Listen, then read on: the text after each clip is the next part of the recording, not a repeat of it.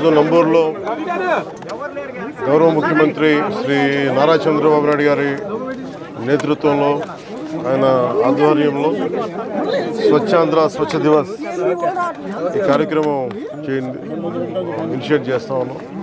అంటే ప్రతి నెల 3వ శనివారంలో చెత్త లేకుండా మన పరిసరాలని పరిశుభ్రంగా ఉంచుకోవడం ఎలాగనేది నిన్న క్యాబినెట్లో చేసి వెంటనే ఈ రోజున ముందుకు తీసుకెళ్ళండి.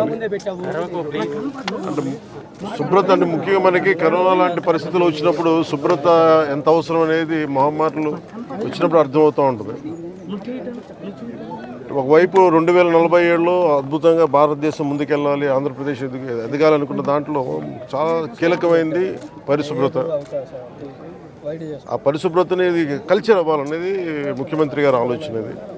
ఇది కేవలం ఒకళ్ళిద్దరు చేసి క్లాప్ మిత్రాలు లేదంటే మనం మన చెత్తను బయటపడేయటం కాదు. బాధ్యతగా ప్రతి ఒక్కళ్ళు కూడా సోర్స్ నుంచే దాన్ని సపరేట్ చేసే విధానం. అలాగే ఎక్కడ పడితే అక్కడ ఈరోజు ప్రారంభించేది అద్భుతాలు వెంటనే జరిగిపోతాయి, 24 గంటల్లో జరిగిపోతాయని కాదు, కానీ దీన్ని ఆధారం చేసుకొని దీన్ని ఒక ప్రేరణగా తీసుకొని భవిష్యత్తులో ఈ కల్చర్ అవ్వాలి పిల్లలకు కూడా, ఇది భవిష్యత్ తరాలకు కూడా సదుద్దేశంతో ఈ రోజున గౌరవ ముఖ్యమంత్రి గారు దీన్ని ఇనిషియేట్ చేశారు. ఇది మేమందరం కూడా ఆ కార్యక్రమంలో ఈ రోజున ఇక్కడికి నంబూరుకి వచ్చాను. నేను కూడా మంత్రివర్యులు ఇది అక్టోబర్ 2 గాంధీ జయంతిగా దాకా దీన్ని ముందుకు తీసుకెళ్తాం స్పెషల్ డ్రైవ్ కింద.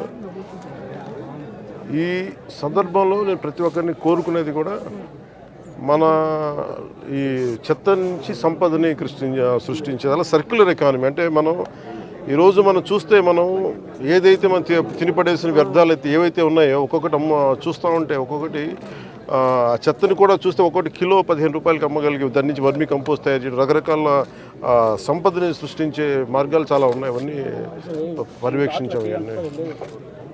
సో దాంట్లో భాగంగా ఇది ప్రతి ఒక్కరూ ప్రేరణగా ఆదర్శంగా తీసుకోవాలని కార్యక్రమం సాగుతూ ఉంది.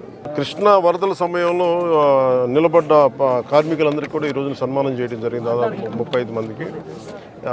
నేను ఇది ఆల్రెడీ స్టార్ట్ చేసాం లాంగ్ బ్యాకే. ప్రత్యేకించి ఈ క్లాప్ మిత్రాస్ జీతాలు పెంచాలి అనేది కూడా చాలా రోజుల నుంచి ఉంది. ఆ క్లాప్ మిత్ర జీతాలు రావడానికి కూడా ఆ రోజున మేము ప్రిన్సిపల్ సెక్రటరీ శశిభూషణ్ గారు ఉన్నారు, మొత్తం వీళ్ళందరి దగ్గర నుంచి తీసుకొని ముందుకు తీసుకెళ్ళి క్లాప్ మిత్ర సకాలంలో జీతాలు గత ప్రభుత్వంలో బకాయిలు ఉన్న జీతాలను కూడా వెంటనే చెల్లించడం జరిగింది.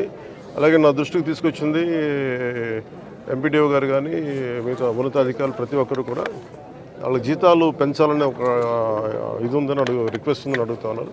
దాన్ని ఖచ్చితంగా పరిశీలిస్తామని చెప్తాం. సార్, పారిశుద్ధ్య కార్మికులకి చాలామంది ఇంకా టెంపరీగా చేస్తున్నారు, చాలా ఇబ్బందులు పడుతున్నారు.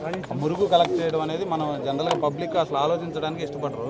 అలాంటి మురుగును వాళ్ళు డైలీ కలెక్ట్ చేసి గ్రామాలు చూపుతున్నారు. వాళ్ళ సమస్యల పరిష్కారం విధంగా ప్రత్యేకించి ఇది నాకు పంచాయతీరాజ్ స్థాయిలో వచ్చేయని నేను చేయగలుగుతాను. తర్వాత క్యాబినెట్లో ఒకసారి దీని మీద అంటే ఒకసారి క్షేత్రస్థాయిలో పరిశీలించాలి. ఇది అంటే క్షేత్రస్థాయిలో ఒక పరిశీలించి ఇప్పుడు వచ్చి కూర్చొని అంటే కొన్నిసార్లు పనులు చేసేటప్పుడు దాని పర్యవేక్షణ, అలాగే నాకు కొంత క్షేత్రస్థాయి పరిశీలన అవగాహన, దాని మీద ఒక పరిష్కారాలకు మనం బలంగా వెళ్ళచ్చు. దీన్ని కొంత మోటివేషన్తో చేయాలి. ఇది మీరు అన్నది చాలా సబబు. అది అంటే అది మిగతా వాళ్ళు ఎవరు వెళ్ళలేంది మనం చెయ్యాలి అనేది మనం వదిలేస్తాం. కొంచెం అది దాన్ని ఎట్లా కరెక్ట్ చేయాలని ఆలోచన ఉంది. ఖచ్చితంగా నేను తీసుకెళ్తాం. ఒక నిమిషం, ఇందాక నేను చెప్పిన దాంట్లో కూడా అదే ఉంది. అంటే ఒకటి ఇక్కడ దాకా తీసుకురావడం, ఒకటి ఉదాహరణకి నాకు చిన్నప్పుడు ఇళ్లలోనే మాకు ఉల్లిపాయ ఉన్న కోడిగుడ్డు చెత్త ఉన్న దాన్ని తీసుకెళ్ళి మేము రోజా కుండీలు వేసేవాళ్ళం. సో అంటే అది సహజంగా ఉండే తిరిగి రివైవ్ చేయాలి. అది కొత్తగా ఉన్నది కాదు, కానీ అలా కాకుండా కొంచెం దీన్ని సైంటిఫిక్గా మెథాడికల్గా చేయాలంటే అది కూడా అట్ సోర్సు ఇళ్లలోనే కొంత వ్యర్థాలను తగ్గించేలాగా. అలాగే హాస్పిటల్ నుంచి వచ్చేది ప్రత్యేకించింది, అది పొల్యూషన్ కంట్రోల్ బోర్డు అధికారులతో కూడా మాట్లాడాను ఈ మధ్యన. అది కొన్ని హాస్పిటల్స్లో కూడా దానికి కొంత రెగ్యులేషన్ చేయాలి, కొంత రెగ్యులేట్ చేయాలి. వాళ్ళు అందరూ డంప్ చేస్తున్నారా అంటే ముఖ్యంగా హాస్పిటల్ హెజార్డస్ వేస్ట్ బయటికి రాకూడదు. అది ఎంత వస్తున్నాయనేది అది కూడా ఒక దృష్టిలో ఉంది. రఫీ నూరి ఛానల్ కోసం